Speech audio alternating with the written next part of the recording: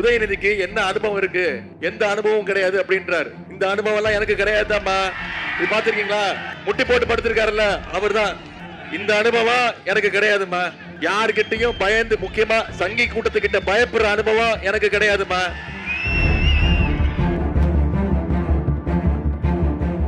வீடுதோறும் அரசு சேவைகள், மருத்துவம் தொடர்ந்திட ஸ்டாலின் தொடரட்டும், தமிழ்நாடு வெல்லட்டும். பேர் என்ன?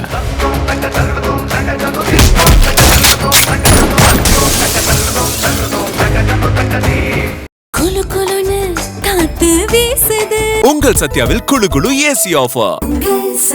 டயா பூஸ்டர் சுகரை கண்ட்ரோல் பண்ணும், உங்க ஆரோக்கியத்தை மீட்டு தரும். சர்க்கரையை கட்டுப்படுத்துறதுக்கான எளிமையான வழிமுறை, இயற்கையான வழிமுறை. அனைத்து மருந்து கடைகளிலும் கிடைக்கும். எழுச்சியான அன்பான வரவேற்பு அளித்திருக்கக்கூடிய உங்க அத்தனை பேருக்கும் முதல்ல என்னுடைய நன்றியை தெரிவிச்சுக்கிறேன். அது மட்டும் இல்ல, இன்னைக்கு இந்த பிரச்சார நிகழ்ச்சியை ஏற்பாடு செஞ்சிருக்கக்கூடிய நம்முடைய திருவையாறு வேட்பாளர் அண்ணன் திரு துரை சந்திரசேகரன் அவர்களுக்கும், தெற்கு மாவட்ட பொறுப்பாளர் அண்ணன் பழனிவேல் அவர்களுக்கும், மக்களவை உறுப்பினர் சகோதரர் முரசொலி அவர்களுக்கும், அண்ணன் ஏனாதி பாலசுப்ரமணியம் அவர்களுக்கும், சுபசேகர் அவர்களுக்கும், தொகுதி பார்வையாளர் சுப சரவணன் அவர்களுக்கும், பொதுக்குழு உறுப்பினர்கள் திரு அப்துல் மஜீத், திரு அன்னபால், மீரவடை துணை செயலாளர் திரு வி ஜெயபிரகாஷ், மாநில சுற்றுச்சூழல் அணியினுடைய துணை செயலாளர் கார்த்திகேயன் வேலுச்சாமி, ஒன்றிய நகர பேரூர் கழக செயலாளர்கள் முத்துமாணிக்கம், அன்பழகன், ரவிச்சந்திரன், சோம கண்ணப்பன், இளங்கோவன், அருள் நம்பி, ஞானப்பிரகாசம், பன்னீர்செல்வம், சேகர், மாரிமுத்து, இளைஞரணி அமைப்பாளர் திரு ஆதி ராஜேஸ்வரன், இளைஞரணி துணை அமைப்பாளர்கள் அருள், டாக்டர் சந்திரசேகர், அரவிந்த், இளைஞரணி தம்பிமார்கள் அத்தனை பேருக்கும் என்னுடைய நன்றி. சிறப்பான வரவேற்பு, எழுச்சியான வரவேற்பு கொடுத்திருக்கீங்க, நன்றி. இளைஞரணி உள்ளிட்ட அனைத்து சார்பு அணிகளுடைய நிர்வாகிகள் அத்தனை பேருக்கும், இங்க பெருமளவில் வந்திருக்கக்கூடிய எனது அருமை தாய்மார்கள், அக்காக்களுக்கும், தங்கைகளுக்கும், பாட்டிகளுக்கும், அம்மாக்கள், உங்க அத்தனை பேருக்கும், நம்முடைய மதச்சார்பற்ற முற்போக்கு கூட்டணி கட்சியை சேர்ந்த தோழமை இயக்கங்கள், இந்திய தேசிய காங்கிரஸ், திராவிடர் கழகம், தேசிய முற்போக்கு திராவிட கழகம், மார்க்சிஸ்ட் கம்யூனிஸ்ட் கட்சி, இந்திய கம்யூனிஸ்ட் கட்சி, விடுதலை சிறுத்தைகள், மறுமலர்ச்சி திராவிட முன்னேற்ற கழகம், இந்திய யூனியன் முஸ்லிம் லீக், மனிதநேய மக்கள் கட்சி, மனிதநேய ஜனநாயக கட்சி, எஸ்டிபிஐ, மக்கள் நீதி மையம், தமிழர் தேசம் கட்சி, தமிழ் புலிகள் கட்சி, மூவேந்தர் முன்னேற்ற கழகம், முக்குளத்தோர் புலிப்படை, சமத்துவ மக்கள் கழகம், திராவிட தமிழர் கட்சி, ஆதி தமிழர் பேரவை, மக்கள் விடுதலை கட்சி, இப்படி நம்முடைய கூட்டணி கட்சியை சேர்ந்த அனைத்து நிர்வாகிகளுக்கும், நண்பர்களுக்கும் நன்றி. முத்தமிழ் கலைஞருடைய உயிரினும் மேலான அன்பு உடன்பிறப்புகள் உங்க அத்தனை பேருக்கும் என்னுடைய நன்றிய வணக்கத்தை நான் தெரிவிச்சுக்கிறேன். வருகின்ற சட்டமன்ற தேர்தல் 23ஆம் தேதி தேர்தல். நான் கடந்த ஒரு வாரமா ஒவ்வொரு தொகுதியா போய் ஒவ்வொரு சட்டமன்ற வேட்பாளர்களுக்கும் உதயசூரியன் சின்னத்துல நம்முடைய கூட்டணி கட்சிக்கு நீங்க எல்லாம் வாக்களிக்கணும்னு மக்களை சந்திச்சு என்னுடைய பிரச்சாரத்தை செஞ்சுட்டு இருக்கிறேன். உங்களுக்கு தெரியும், பார்த்திருப்பீங்க. இன்னைக்கு இங்க பேராவூர்ணிக்கு வந்து உங்களிடத்துல நம்முடைய தலைவர் ஒரு வெற்றி வேட்பாளரை ஒப்படைச்சிருக்கிறார். அண்ணன் அசோக்குமார் அவர்களுக்கு நீங்க எல்லாம் உதயசூரியன் சின்னத்துல வாக்களிச்சு மீண்டும் அவரை சட்டமன்ற உறுப்பினரா ஆக்கி அவரை வெற்றி பெற வைங்க அப்படின்னு உங்ககிட்ட வேண்டுகோள் வைக்கலாம், உங்ககிட்ட கேட்கலாம் அப்படின்னு வந்தேன். ஆனா இங்க வந்து உங்களுடைய உணர்ச்சி, உங்களுடைய எழுச்சி, உங்களுடைய ஆதரவு இதெல்லாம் பார்க்கும்போது ஒண்ணு மட்டும் நிச்சயமா தெரியுது. நீங்க எல்லாம் ஏற்கனவே முடிவு பண்ணிட்டீங்க. கரெக்டா டிசைட் பண்ணிட்டீங்களா? என்னென்ன, எந்த சின்னம்? கையை காட்டி சத்தமா சொல்லுங்க, எந்த சின்னம்? உதயசூரியன் சின்னத்துல வாக்களிச்சு மிகப்பெரிய வாக்கு வித்தியாசத்துல அண்ணன் அசோக்குமார் அவர்களை நீங்க சட்டமன்றத்துக்கு அனுப்பணும். செய்வீங்களா? போன சட்டமன்ற தேர்தல் போது நான் வந்து உங்ககிட்ட ஆதரவு கேட்டேன். அப்பவும் அண்ணன் அசோக்குமார் அவர்களை நீங்க ஜெயிக்க வச்சீங்க. போன சட்டமன்ற தேர்தலில் கிட்டத்தட்ட 23,000 வாக்கு வித்தியாசத்துல அண்ணன் அசோக்குமார் அவர்களை வெற்றி பெற வச்சீங்க. அதற்கு நன்றி. இந்த முறை குறைஞ்சது 50,000 வாக்கு வித்தியாசத்துல அண்ணன் அசோக்குமார் அவர்களை ஜெயிக்க வைக்கணும். செய்வீங்களா? நிச்சயம் பண்ணுவீங்களா? இன்னைக்கு நான் அசோக்குமார் அவர்களை கூட்டிட்டு வந்திருக்கிறேன். நான் பல தொகுதிகளுக்கு நேரடியா போறேன், தலைவர் போறாங்க. தலைவர் அவர்கள் இன்னைக்கு ஒவ்வொரு நாளும் ஒவ்வொரு தொகுதியாக போய் மக்களை சந்திக்கிறாங்கன்னா எதனால போறோம், எந்த தைரியத்துல போறோம்? மீண்டும் எங்களுக்கு ஒரு வாய்ப்பு கொடுங்க. கடந்த 5 வருஷத்துல என்னென்ன செஞ்சிருக்கிறோம். முதல்ல தஞ்சாவூர் மாவட்டத்துக்கு வருகிறதுனாலே எனக்கு பெருமை. அதுவும் இன்னும் 2 நாளா ராமநாதபுரம் சிவகங்கை மாவட்டம் முடிச்சுட்டு புதுக்கோட்டை மாவட்டம்ல நேத்துல இருந்து இன்னைக்கு வரைக்கும் முடிச்சுட்டு இன்னைக்குதான் நம்முடைய தஞ்சாவூர் மாவட்டத்துக்குள்ள நுழையிறேன். நம்முடைய கலைஞரை கொடுத்த மாவட்டம் இந்த தஞ்சாவூர் மாவட்டம். தஞ்சை மாவட்டத்தை தான் நம்முடைய முத்தமிழ் டாக்டர் கலைஞர் அவர்கள் 2 முறை சட்டமன்ற உறுப்பினரா உங்களால வெற்றி பெற்று போனார். இந்த தஞ்சை மாவட்டத்தில் கலைஞருடைய காலடி படாத மண்ணே கிடையாது, இடமே கிடையாதுன்னு பெருமையா சொல்லலாம். அது மட்டும் இல்ல, பெரியவர் மண்டை நாராயணசாமி, குழந்தை நீலமேகம், பேராவூரணி கிருஷ்ணமூர்த்தி, நாடியம் ராமையா, முத்துப்பேட்டை தர்மலிங்கம், ஐயா கோசிமணி, இப்படி திராவிட இயக்கத்திற்கு பல்வேறு செயல் வீரர்களை, ஆற்றல் வீரர்களை கொடுத்த மண் இந்த தஞ்சை மண், இந்த டெல்டா பகுதி. கலைஞர் அடிக்கடி சொல்லுவார், நம்முடைய தலைவரும் அடிக்கடி பெருமையா சொல்லுவார், நான் ஒரு டெல்டாக்காரன் அப்படின்னு பெருமையா சொல்லுவார். அதே பெருமையோடும் அதே உரிமையோடும் நானும் ஒரு டெல்டாக்காரன் அப்படிங்கிற அந்த உரிமையோடு உங்களை சந்திக்க வந்திருக்கிறேன். தஞ்சை மாவட்டத்துல போன சட்டமன்ற தேர்தல் பொழுது 2021 தேர்தல் பொழுது 8 தொகுதியில, சென்ற முறை 7 தொகுதியில வெற்றி பெற்றோம். இந்த முறை 8க்கு 8 100% வெற்றியை நீங்க கொடுக்கணும். கொடுப்பீங்களா? பேராவூரணி அசோக்குமார் அவர்கள் சென்ற 5 வருஷத்துல என்னென்ன திட்டங்களை, என்னென்ன சாதனைகளை இந்த பேராவூரணி சட்டமன்ற தொகுதிக்கு கொடுத்திருக்கிறாருன்னு உங்களுக்கு நினைவுபடுத்த விரும்புறேன். 3 கோடி ரூபாய் செலவுல வரலாற்று சிறப்புமிக்க மனோராவில சுற்றுலா மேம்பாட்டு பணிகள் அண்ணன் அசோக்குமார் அவர்களுடைய முயற்சி. மனோராவில 40 கோடி ரூபாய் மதிப்புல கடற்பசு பாதுகாப்பு மையம் அண்ணன் அசோக்குமார் அவர்கள் இங்க கொண்டு வந்தது. 10 கோடி ரூபாய் மதிப்பீட்டுல மல்லிப்பட்டணத்துல தூண்டில் வளைவு பணிகள் நடந்திருக்குன்னா உங்களுடைய சட்டமன்ற உறுப்பினர் அண்ணன் அசோக்குமார் அவர்கள் எடுத்த முயற்சி. புதுப்பட்டினம் கடற்கரையில 5 கோடி ரூபாய் மதிப்பீட்டுல சுற்றுலா மேம்பாட்டு பணிகள் இன்னைக்கு நடந்திருக்குன்னா அண்ணன் அசோக்குமார் அவர்கள் உங்க சட்டமன்ற உறுப்பினர் கொண்டு வந்த திட்டம். 10 கோடி ரூபாய் மதிப்பீட்டுல சேதுவா சத்திரத்துல சிறிய துறைமுகம் அமைக்கின்ற பணி. GA கால்வாயில பேராவூரணி பகுதியில 700 கோடி ரூபாய் மதிப்பீட்டுல ஆற்றின் இரு பக்கமும் சிமெண்ட் தளம் மற்றும் சுவர் அமைக்கின்ற பணி இன்னைக்கு நடைபெற்று வருகிறதுனா அண்ணன் அசோக்குமாருடைய முயற்சியால இந்த திட்டங்கள் நடக்குது. திருவோணம் வருவாய் திட்டம் உருவாக்கப்பட்டுள்ளதால் வேட்டுவாக்காட்டை உள்ளிட்ட பேராவூரணி தொகுதியில் உள்ள 10 ஊராட்சிகளும் இன்னைக்கு பயன்பெற்று வருகிறது. 7 கோடி ரூபாய் மதிப்பீட்டுல முடிச்சுக்காடு அரசு கலை மற்றும் அறிவியல் கல்லூரி கட்டிடங்கள். அரசு மருத்துவமனையில 5 கோடி ரூபாய் செலவுல புதிய கட்டிடங்கள். 9 கோடி ரூபாய் செலவுல பேராவூரணி அறந்தாங்கி சாலையில சித்தாதி காடு அருகில ஒரு மேல்மட்ட பாலம். 3 கோடி ரூபாய் செலவுல அரசு பேராவூரணி அரசு ஆண்கள் மேல்நிலை பள்ளியில சிறு விளையாட்டு அரங்கம் இண்டோர் ஸ்டேடியம் அமைக்க அடிக்கல் நாட்டிருக்கோம். நம்முடைய ஆட்சி வந்ததும் பணிகள் முடிஞ்சு அந்த ஸ்டேடியத்தையும் நாம தான் திறக்க போறோம். 10 கோடி ரூபாய் செலவுல பேராவூரில் உள்ள 18 வார்டுகள்ல ஓவர் ஹெட் டேங்க் மேல்நிலை நீர்த்தேக்கத்தை தொட்டி. 50 கோடி ரூபாய் மதிப்பீல பல்வேறு பள்ளிகள்ல புது கட்டிடங்கள், அங்கன்வாடிகள், ரேஷன் கடைகள், இப்படி பல்வேறு திட்டங்களை அண்ணன் அசோக்குமார் அவர்கள் இந்த தொகுதிக்கு கடந்த 5 வருடங்கள்ல கொண்டு வந்து சேர்த்திருக்கிறார். இவ்வளவு சாதனைகளையும் இவ்வளவு செஞ்சு கொடுத்திருக்கிறோம் அப்படிங்கறத கேட்டு மீண்டும் அண்ணன் அசோக்குமார் அவங்களுக்கு அந்த வாய்ப்பு கொடுங்கன்னு இன்னைக்கு மக்களை போய் சந்திச்சு நாம கேட்கிறோம். அது மட்டும் இல்ல, வரும்போது அண்ணன் அசோக்குமார் அவர்கள் என்ன சொன்னாங்க, அண்ணன் நிச்சயம் நம்முடைய திராவிட மாடல் 2.2 ஆட்சி தான் அமைய போகுது, மீண்டும் நம்முடைய தலைவர் தான் முதலமைச்சரா உட்கார போறாரு. அப்படி உட்கார்ந்தோடனே, அப்படி ஆட்சி அமைஞ்சோடனே இந்த பேராவூரணி சட்டமன்றத்துக்கு சில கோரிக்கைகள் வைக்கிறேன், அதை நீங்க நிறைவேற்றி கொடுக்கணும் அப்படிங்கிற கோரிக்கை வச்சிருக்கிறார். என்ன கோரிக்கை? மணக்காடு ஊராட்சியில ஒரு சமுதாய நலக்கூடம் வேணும்னு கோரிக்கை. இடையாத்தி ஊராட்சியில தார் சாலை போட வேண்டும்னு கோரிக்கை. ஆகனூர் பகுதியில சாலை வசதிகளை இன்னும் மேம்படுத்தணும். வெட்டுவாக்கோட்டை ஊராட்சி ஊரணிபுரம் பகுதியில அரசு ஆரம்ப சுகாதார நிலையம். செருப்பாலக்காடு ஊராட்சியில ஓவர் ஹெட் டேங்க். சேதுபாசத்திரம் தெற்கு ஒன்றியத்துல ஒரு ஆற்றுப்பாலம் அமைக்க வேணும். நெய்வேலி வடபாதி கிராமத்துல ஒரு கால்நடை மருத்துவமனை தேவை. பெருமகளூர் 9வது வார்டுல ஒரு விளையாட்டு மைதானம் அமைக்க வேண்டும்னு கோரிக்கை வச்சிருக்கிறாங்க. நிச்சயம் உங்களுக்கு நான் ஒரு உறுதிமொழி கொடுக்கிறேன். அதுக்கு முன்னாடி நீங்க எனக்கு ஒரு உறுதிமொழி கொடுங்க. அண்ணன் அசோக்குமார் அவர்களை உதயசூரியன் சின்னத்துல ஜெயிக்க வச்சு நீங்க சட்டமன்றத்துக்கு அனுப்புவீங்களா? நிச்சயமா அனுப்புவீங்களா? அப்படி நீங்க அனுப்பிச்சீங்கன்னா, அந்த உறுதிமொழியை நீங்க காப்பாத்துனீங்கன்னா, நிச்சயம் நீங்க வச்சிருக்கக்கூடிய அனைத்து கோரிக்கைகளையும் நான் உங்களுக்கு பொறுப்பேற்று நான் பண்ணி தரேன். உங்க கோரிக்கையை நான் நிறைவேற்றி தரேன்.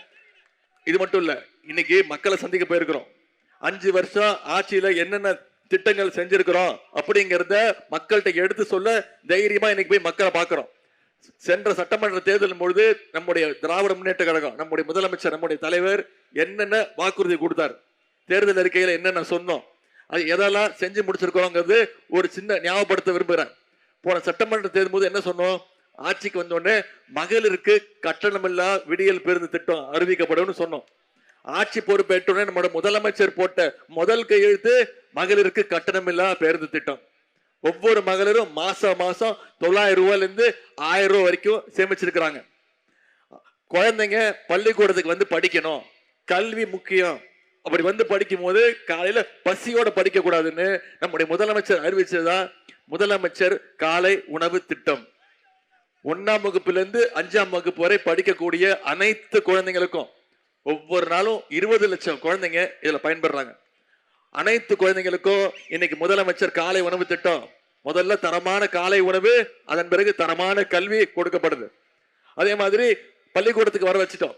கல்லூரிக்கு போக வைக்கணும்னு அரசு பள்ளியில படிச்ச அனைத்து மாணவ மாணவிகளுக்கும் கல்லூரியில போய் படிச்சா, எந்த தனியார் கல்லூரியா இருந்தா சரி, அவங்க ஒவ்வொருத்தருக்கும் 1000 ரூபாய் கல்வி ஊக்கத்தொகையாக நம்முடைய முதலமைச்சர் அந்த மாணவ மாணவிகளுடைய பேங்க் அக்கௌண்ட்லயே 1000 ரூபாய் போட்டிருக்கிறோம். 13 லட்சம் மாணவ மாணவிகள் இதுல பயன்பெற்று இருக்கிறாங்க. இப்ப சமீபத்துல கல்லூரி மாணவ மாணவிகள் 10 லட்சம் பேருக்கு இலவச லேப்டாப் திட்டத்தை அறிவிச்சு ஒரே மாசத்துல நம்முடைய முதலமைச்சர்கள் கொடுத்திருக்கிறாங்க. இன்னைக்கு அதிமுக ஒரு பொய் பிரச்சாரத்தை வைக்கிறாங்க. என்ன? லேப்டாப் திட்டம் அதிமுக கொண்டு வந்த திட்டம், அதை நாம முடக்கிட்டோம் அப்படின்றாங்க. என்ன உண்மை? அதிமுக ஆட்சியில லேப்டாப் கொடுத்தாங்க. யாரு கொடுத்தாங்க? பள்ளிக்கூடம் படிக்கிற குழந்தைங்களுக்கு கொடுத்தாங்க. 2019 ஆண்டு அந்த திட்டத்தை அதிமுக ஆட்சியில் இருக்கும் போதே கைவிட்டுட்டாங்க. நம்ம முதலமைச்சர் பார்த்தாரு, லேப்டாப் யாருக்கு பயனுள்ளதா இருக்கும்? பள்ளிக்கூட குழந்தைங்களுக்கு கொடுக்கறத விட கல்லூரி மாணவ மாணவிகளுக்கு கொடுத்தா லேப்டாப் பயனுள்ளதா இருக்கும். அவங்க ஒரு வேலை தேடுறதுக்கா இருக்கட்டும், மேற்படிப்புக்கா இருக்கட்டும், ஒரு ப்ராஜெக்ட் ரிப்போர்ட் தயார் பண்றதுக்கு லேப்டாப் பயனுள்ளதா இருக்கும்னு லேட்டஸ்ட் டெக்னாலஜியோட நம்முடைய தலைவர் அவர்கள் இன்னைக்கு 10 லட்சம் லேப்டாப்களை 10 லட்சம் மாணவ மாணவிகளுக்கு கொடுத்திருக்கிறோம். இப்படி பல்வேறு திட்டங்களை நிறைவேற்றிருக்கிறோம். குறிப்பா மகளிருக்கு கலைஞர் மகளிர் உரிமை தொகை போன சட்டமன்ற தேர்தல் பொழுது நம்ம சொன்ன வாக்குறுதி, கடும் நிதி நெருக்கடியிலையும் கடந்த 3 வருஷமா 1,31 லட்சம் மகளிருக்கு மாசம் 1000 ரூபாய் கலைஞர் மகளிர் உரிமை தொகை கொடுத்திருக்கிறார் நம்முடைய முதலமைச்சர். அந்த திட்டத்தை எப்படியாவது முடக்கணும், தேர்தலை காரணம் காட்டி முடக்கணும்னு நிப்பாட்டணும்னு அதிமுகவும் பாஜகவும் முயற்சி பண்ணாங்க. 3 மாசத்துக்கு நிப்பாட்டிடணும்னு முயற்சி பண்ணாங்க. ஆனா அந்த சூழ்ச்சியை நம்முடைய தலைவர் தான் உடைச்சு விட்டார். பிப்ரவரி மாசம், மார்ச் மாசம், ஏப்ரல் மாசம், அதே போல கோடை கால சிறப்பு நிதி 2000 5000 ரூபாய் ஒரே பேமெண்ட்ல நம்முடைய தலைவர் 1,31 லட்சம் மகளிருக்கு கொடுத்தாங்க. நம்ம தலைவர் காலையில 6:30 மணிக்கு பேங்க் அக்கவுண்ட்ல போட்டாரு. 9 மணிக்கெல்லாம் மகளிர் பேங்க்ல போய் பணத்தை எடுத்துட்டாங்க. ஏன்? அந்த அளவுக்கு மோடி மேல பயம். எங்களுடைய முதலமைச்சர் கொடுக்கிற காசை மோடி மினிமம் பேலன்ஸ் இல்லைன்னு சொல்லி உருவி விட்டுருவாரு அப்படிங்கிற அந்த பயம். இப்போ தலைவர் முதலமைச்சர் இன்னொரு அறிவிப்பு கொடுத்திருக்கிறார். தேர்தல் வாக்குறுதி என்ன? மீண்டும் திராவிட மாடல் 2.0 ஆட்சி அமைஞ்சதுன்னா கலைஞர் மகளிர் உரிமை தொகை 1000 ரூபாய் இல்ல 2000 ரூபாய் உயர்த்தி தருவேன்னு வாக்குறுதி கொடுத்திருக்கிறோம். முதலமைச்சர் காலை உணவு திட்டம் 5ஆம் வகுப்பிலிருந்து 8ஆம் வகுப்பு வரைக்கும் விரிவுபடுத்தப்படும் வாக்குறுதி கொடுத்திருக்கிறோம். அடுத்த 5 ஆண்டுகள்ல 35 லட்சம் கல்லூரி மாணவ மாணவிகளுக்கு லேப்டாப் கொடுக்கப்படும் வாக்குறுதி கொடுத்திருக்கிறோம். ஓஏபி முதியோர் ஓய்வு தொகை 1200 அதை உயர்த்தி 2000 ரூபாய் கொடுப்பேன்னு வாக்குறுதி கொடுத்திருக்கிறார் தலைவர். கல்வி ஊக்கத்தொகை 1000 ரூபாயிலிருந்து 1500 உயர்த்தி கொடுப்போம்னு வாக்குறுதி கொடுத்திருக்கிறோம். 10 லட்சம் அடுத்த 5 வருஷத்துல 10 லட்சம் கலைஞர் கனவு இல்லம் கட்டப்பட்டு யாரெல்லாம் வீடு இல்லையோ அவங்க அத்தனை பேருக்கும் வீடு கொடுக்கப்படும் வாக்குறுதி கொடுத்திருக்கிறோம். இது எல்லாத்தை விட மிக மிக முக்கியமான திட்டம் உங்களுக்கு ஏற்கனவே தெரிஞ்சிருக்கும். ஆட்சிக்கு வந்தோடனே நம்முடைய தலைவர் அனைத்து மகளிருக்கும் 8000 ரூபாய் மதிப்புள்ள ஒரு கூப்பன் தலைவர் உங்ககிட்டயே கொடுத்துருவார். மகளிர் நீங்களே முடிவு எடுத்துக்கலாம். உங்க வீட்டுக்கு என்ன மின்சாதன பொருட்கள் வாங்கணுங்கிற முடிவை மகளிரே எடுத்துக்கலாம். Fridge, TV, mixie, AC, grinder எதுவா இருந்தாலும் முதலமைச்சர் தலைவர் முடிவு பண்ணிட்டார். அதை மகளிரே முடிவு எடுத்துக்கிட்டோம். அவங்க வீட்டுக்கு என்ன தேவையோ அவங்களே வாங்கிக்கிட்டோம் அப்படிங்கிற திட்டத்தையும் அறிவிச்சிருக்கிறோம். இந்த திட்டத்தெல்லாம் நிறைவேற்றணும்னா மீண்டும் நம்முடைய திராவிட மாடல் 2.0 ஆட்சி அமையணும். அதற்கு இந்த பேராவூரணி சட்டமன்ற தொகுதியிலிருந்து அண்ணன் அசோக்குமார் அவர்களை நீங்க மிகப்பெரிய வாக்கு வித்தியாசத்துல ஞாபகம் வச்சிருக்கிற 50,000 வாக்கு வித்தியாசத்துல ஜெயிக்க வைப்பேன்னு சொல்லி இருக்கிறீங்க, வாக்குறுதி கொடுத்திருக்கிறீங்க. நாம இவ்வளவு திட்டங்கள் செஞ்சிருக்கிறோமா? நான் சொன்னல, இவ்வளவு 5 வருஷத்தை இவ்வளவு செஞ்சிருக்கிறோம். மீண்டும் ஆட்சிக்கு வந்தா இவ்வளவு செய்வோம்னு வாக்குறுதி கொடுத்திருக்கிறேன். இன்னைக்கு இவ்வளவு திட்டங்களை செயல்படுத்தினதுனாலதான் இன்னைக்கு இந்தியாவிலேயே நம்ம தமிழ்நாடு நம்பர் 1 ஸ்டேட். வளர்கின்ற மாநிலங்கள்ல 11.19% வளர்ச்சியோடு இன்னைக்கு தமிழ்நாடு இந்தியாவில் நம்பர் 1 ஸ்டேட். நாம இவ்வளவு பண்ணிருக்கிறோமே, யோசிச்சு பாருங்க. ஒன்றிய பாஜக அரசு, மோடி அரசு நம்முடைய தமிழ்நாட்டுக்கு ஏதாவது உதவி பண்றாங்களா? நாம கேட்கிற திட்டத்தை கொடுக்கறாங்களா? எதுவும் கிடையாது. கேட்கிற நிதியை கொடுக்கறாங்களா? கிடையாது. நமக்கு கொடுக்க வேண்டிய நிதியோ நிப்பாட்டி வச்சிருக்கிறாங்க. போன பட்ஜெட்ல, ஒன்றிய அரசோட பட்ஜெட்ல தமிழ்நாட்டுக்குன்னு எந்த திட்டங்களும் இல்ல. தமிழ்நாடுங்கிற பேரு பட்ஜெட்ல இல்ல. தமிழ்நாடு ஒன்றிய பாஜக அரசு தொடர்ந்து புறக்கணிச்சுட்டு வருது. அப்படிப்பட்ட பாஜகவை தமிழ்நாடு புறக்கணிக்கணுமா வேணாமா? புறக்கணிச்சு காட்டணும். புறக்கணிச்சு காட்ட வேண்டிய நேரம் வர்ற சட்டமன்ற தேர்தல். மும்மொழி கொள்கையை மீண்டும் திணிக்கிறதுக்கான முயற்சி ஈடுபடுறாங்க. மீண்டும் ஹிந்தியையும் சமஸ்கிருதத்தையும் தமிழ்நாட்டுக்குள்ள நுழைக்க பாக்குறாங்க. ஏன்னா இதெல்லாம் யாரு எடுத்து கேள்வி கேட்கணும்? திரு எடப்பாடி பழனிசாமி அவர்கள் கேள்வி கேட்கணும். கேட்கிறாரா? அவங்களோட கூட்டணி வச்சுக்கிட்டு மீண்டும் தமிழ்நாட்டுக்குள்ள பாஜகவை எப்படியாவது நுழைக்கணும்னு திரு எடப்பாடி பழனிசாமி அவர்கள் முயற்சி பண்ணிட்டு இருக்கிறாங்க. தமிழ்ல ஒரு பழமொழி சொல்லுவாங்க, ஜாடிக்கு ஏத்த மூடி மாட்டிருக்குன்னு சொல்லுவாங்க. அது மாதிரி இன்னைக்கு மோடிக்கு ஏத்த ஒரு அடிமையாக திரு எடப்பாடி பழனிசாமி அவர்கள் மாட்டிருக்கிறார். நீங்க தொலைக்காட்சியெல்லாம் பார்த்துட்டு இருப்பீங்க. திரு எடப்பாடி பழனிசாமி அவர்கள் பிரச்சாரம் பண்ணிட்டு இருக்கிறார். அவரு 2 விரலை காட்டி பிரச்சாரம் பண்ணிட்டு இருக்காரு. பாத்திருக்கீங்களா? அவர் என்ன அவருடைய கட்சி சின்னத்தை காட்டுறாரு நினைச்சிட்டு இருக்கீங்களா? கிடையாது. நான் ஏற்கனவே 10 முறை தோத்துட்டேன், இது 11வது முறை தோக்க போறேங்கிறது தான் அவர் சிம்பாலிக்கா காட்டிக்கிட்டு இருக்கிறாரு. அது மட்டும் இல்ல, என்ன தெரியுமா சொல்றாரு? உதயநிதிக்கு என்ன அனுபவம் இருக்கு? எந்த அனுபவம் கிடையாது அப்படின்றாரு. அவருடைய அரசியல் அனுபவம் என்னுடைய வயசு அப்படின்றாரு. ஆமா, எனக்கு அவருக்கு இருக்கிற மாதிரி அனுபவம் கிடையாது தான். இந்த அனுபவம் எல்லாம் எனக்கு கிடையாதுதாம்மா. இது பாத்திருக்கீங்களா? ஞாபகம் இருக்கா? எப்ப எடுத்தது தெரியுமா? 2017ஆம் ஆண்டு. இந்த படத்துல யார் இருக்கான்னு தெரியுதாமா? திரு எடப்பாடி பழனிசாமி. எங்க இருக்காருன்னு தெரியுமா? முட்டி போட்டு படுத்திருக்காருல்ல, அவர் தான். இந்த அனுபவம் எனக்கு கிடையாதுமா. யாருக்கிட்டையும் பயந்து, முக்கியமா சங்கி கூட்டத்துக்கிட்ட பயப்படுற அனுபவம் எனக்கு கிடையாதுமா. இதுதான் திரு எடப்பாடி பழனிசாமியுடைய அனுபவம். இது மட்டும் இல்லம்மா, அந்த அம்மா ஜெயலலிதா அம்மா இருந்த வரைக்கும் அந்த அம்மா காலில் விழுந்து கிடந்தாரு. அந்த அம்மா இறந்து போனது பிறகு சசிகலா அம்மா காலில் விழுந்தாரு. அந்த அம்மா ஜெயிலுக்கு போயிட்டாங்க. அதே பிறகு டிடிவி தினகரன் காலில் விழுந்தாரு. அப்புறம் அந்த காலை வாரி விட்டுட்டு திரு ஓபிஎஸ் காலில் விழுந்தாரு. இப்ப கடைசியா எல்லார் காலையும் விட்டுட்டு டெல்லிக்கு போய் மோடியோட காலை பிடிச்சுக்கிட்டு தொங்கிட்டு இருக்கிறாரு. ஆனா அவர் யார காலை பிடிச்சாலும் அவங்க காலை வாரி விட்டுருக்கிறவர் தான் திரு எடப்பாடி பழனிசாமி அவர்கள். அந்த அடிமை கூட்டத்திற்கு டெல்லியில இருந்து தமிழ்நாடை எப்படியாவது கண்ட்ரோல் பண்ணணும். எடப்பாடி பழனிசாமிங்கிற ரிமோட் கண்ட்ரோல் மூலமா தமிழ்நாடை ஆளணும்னு டெல்லி நினைக்கிறாங்க. அதனாலதான் நம்முடைய முதலமைச்சர் திருப்பி சொல்றோம், இந்த சட்டமன்ற தேர்தல் டெல்லி அணியா தமிழ்நாடு அணியா பாத்துடலாம், மோதி பாத்துருவோம். இந்த தேர்தலில், இந்த போட்டியில தமிழ்நாடு அணி நாம ஜெயிச்சு காட்டணும். டெல்லி அணிய ஓட விரட்டி அடிக்கணும். 10 தோல்வி பழனிசாமிய இந்த தேர்தலோட மொத்த தோல்வி பழனிசாமி ஆக்கி வீட்டுக்கு அனுப்பணும். அதற்கான தேர்தல் வர சட்டமன்ற தேர்தல். இந்த தேர்தல மீண்டும் நம்முடைய திராவிட முன்னேற்ற கழக ஆட்சி அமைஞ்சு, அதுவும் குறிப்பா இந்த பேராவூரணி சட்டமன்ற தொகுதியில அண்ணன் அசோக்குமார் அவர்கள் நீங்க வெற்றி பெற வச்சீங்கன்னா, மிகப்பெரிய வாக்கு வித்தியாசத்துல வெற்றி பெற வச்சு அமைச்சீங்கன்னா, இந்த தொகுதிக்கு என்னென்ன தேவையோ அதுக்கு நான் வாக்குறுதி கொடுக்கிறேன். நிச்சயம் உங்களுக்கு செஞ்சு கொடுப்போம். எனவே நான் மீண்டும் உங்க வீட்டுல கேட்டுக்கொள்வதுதான், இன்னைக்கு தேதி 5ஆம் தேதி, தேர்தல் தேதி 23. இன்னும் 18 நாட்கள் இருக்கு. உதயநிதி வந்தாப்ல, பேசினாரு, திட்டங்களை சொன்னாரு, வாக்கு கேட்டாரு, போனாரு, கிளம்பி கலைஞ்சு போயிட்டோம் அப்படின்னு இருக்காம, இங்க வந்திருக்கக்கூடிய நீங்க அத்தனை பேரும் உதயசூரியன் சின்னத்துல வாக்களிக்கணும்னு முடிவு பண்ணிட்டீங்க. முடிவு பண்ணிட்டீங்களா? பண்ணிட்டீங்களாமா? நான் உங்ககிட்ட கேட்பதெல்லாம் ஒண்ணுதான். அடுத்த 18 நாட்கள் நீங்க ஒவ்வொருத்தரும் இந்த பிரச்சாரத்தை மக்கள்கிட்ட கொண்டு போய் சேருங்க. உங்க வீட்டுல பேசுங்க, உங்க குடும்பத்தினர்கிட்ட பேசுங்க, ஒவ்வொரு வாக்காளரையும் சந்திச்சு பேசுங்க. அடுத்த 18 நாட்கள் இந்த பிரச்சாரத்தை நீங்க கொண்டு போய் சேருங்க. நம்ம என்னென்ன திட்டங்கள் கொண்டு வந்திருக்கிறோம், என்னென்ன வாக்குறுதி கொடுத்திருக்கிறோம். மீண்டும் அதிமுக பாஜக கூட்டணி தமிழ்நாடு அவங்க கையில சிக்குச்சுன்னா தமிழ்நாட மீண்டும் சீரழிச்சிருவாங்க. அத மக்கள்கிட்ட கொண்டு போய் செய்யுங்க. வந்திருக்கக்கூடிய இளைஞரணி தம்பிமார்கள், உங்களுக்கும் என்னுடைய வேண்டுகோள் இதுதான். நிச்சய தாய்மார்களுக்கும் என்னுடைய வேண்டுகோள். அப்படி செஞ்சோம்னா 200 இல்ல 200க்கும் அதிகமான தொகுதிகள்ல நம்முடைய மதச்சார்பற்ற முற்போக்கு கூட்டணி நிச்சயம் வெல்லும். அதுல முதல் தொகுதியாக இந்த பேராவூரணி சட்டமன்ற தொகுதி மிகப்பெரிய வாக்கு வித்தியாசத்துல வெற்றி பெற வைங்க. உங்களை எல்லாம் அன்போடு கேட்கிறேன், பண்போடு கேட்கிறேன், பாசத்தோடு கேட்கிறேன், உரிமையோடு கேட்கிறேன். உங்க வீட்டு பிள்ளையாக இருந்து கேட்கிறேன், தலைவருடைய மகனாக இருந்து கேட்கிறேன். இன்னும் பெருமையா சொல்லணும்னா முத்தமிழ் டாக்டர் கலைஞருடைய பேரனாக இருந்து கேட்கிறேன். உதயசூரியன் சின்னத்தில் வாக்களிச்சு அண்ணன் அசோக்குமார் அவர்களை பெருவாரியான வாக்கு வித்தியாசத்தில் ஜெயிக்க வச்சு சட்டமன்றத்துக்கு அனுப்புங்க. உங்களுடைய அன்புக்கும் வரவேற்புக்கும் நன்றி, நன்றி, நன்றி.